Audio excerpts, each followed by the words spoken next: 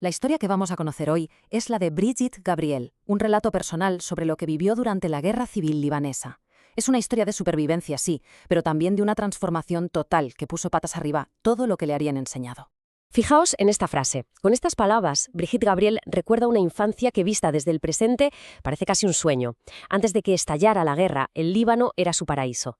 Vamos a ver cómo era esa vida justo antes de que todo saltara por los aires. Pensemos en una vida tranquila en Marjayón, un pueblo en las montañas del sur del Líbano. Para ella, de niña, lo más normal del mundo era hacer viajes por carretera con su familia a Beirut, que estaba a unas 2 horas, para celebrar la Navidad y la Pascua. Vamos, la típica estampa de una familia unida y en paz. Pero de repente esos viajes se acabaron. Como era una niña, no entendía por qué sus padres de pronto preferían quedarse en casa. Lo que no sabía entonces, y que entendería años después, es que había una razón terrorífica. Las carreteras se habían convertido en trampas mortales. Y bueno, aquí es donde la historia da un giro radical. La paz se esfuma y estalla la guerra. Según cuenta ella, una serie de acontecimientos convirtieron su país en un auténtico campo de batalla. A ver, vamos a poner esto en contexto para entenderlo bien. En 1970, después de que intentaran derrocar al rey Hussein en Jordania, los combatientes palestinos son expulsados. Unos años más tarde, el Líbano, a diferencia de otros países de la zona, les abre sus puertas. Y para 1975, para el 75 la violencia ya estaba llamando literalmente a su puerta. Esto es tremendo. Se conoce como el asesinato de identidad. En el Líbano de entonces, el carné de identidad especificaba tu religión. ¿Qué pasaba? Pues que grupos de militantes montaban controles en las carreteras, miraban el carné y se veían a una familia cristiana, la ejecutaban allí mismo. De un día para otro, ser cristiano te convertía en un prisionero en tu propia ciudad. Y este fue el momento que lo cambió todo para siempre.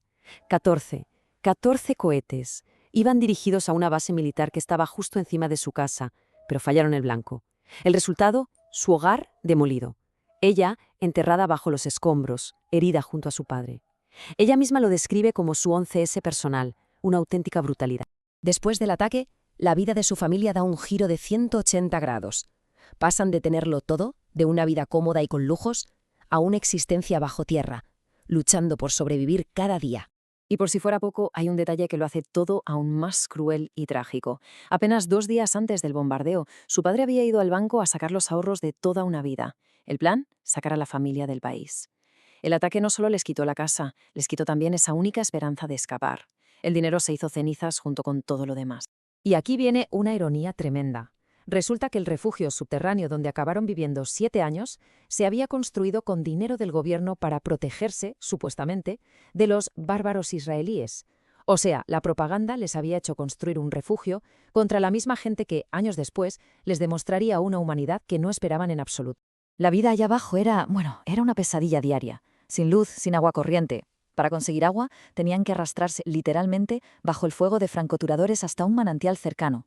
Su única verdura eran los dientes de león que recogían del campo.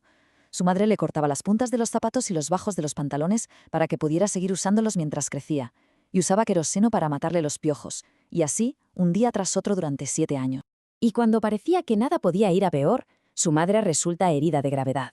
En el Líbano ya no quedaban hospitales en pie, o al menos no a su alcance. Así que la única opción, la única esperanza, estaba al otro lado de la frontera, en Israel. Y atención a esto, porque es un momento clave en la historia. Hay 2 ambulancias. La primera en el Líbano, para un trayecto de apenas 10 minutos. El conductor le cobra $30, que era la mitad de todo el dinero que llevaban encima. La segunda en Israel, para un viaje de 1 hora. El conductor no solo no les cobra nada, diciendo que es un servicio gratuito, sino que les desea que su madre se recupere pronto. Ahí tuvo su primer choque con una realidad completamente diferente a la que conocía. Así que llegan a ese hospital israelí en Safed, un lugar que, según todo lo que le habían enseñado desde niña, debería ser el infierno en la tierra, lleno de enemigos. Pero lo que encontró allí no fue nada de eso. Fue el principio del fin de su mundo tal y como lo había entendido hasta entonces. La escena que se encuentra en urgencias la deja en shock. Ve a médicos israelíes atendiendo a todo el mundo por igual, a combatientes palestinos, a musulmanes, a cristianos del Líbano y justo al lado a sus propios soldados israelíes heridos. Daba igual de dónde vinieras o en qué creyeras. Lo único que contaba era quién necesitaba ayuda más urgentemente.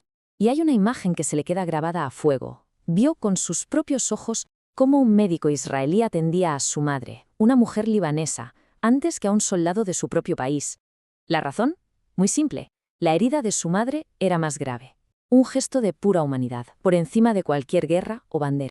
Completamente destrozada, sale a un balcón a tomar el aire y allí se le acerca una mujer.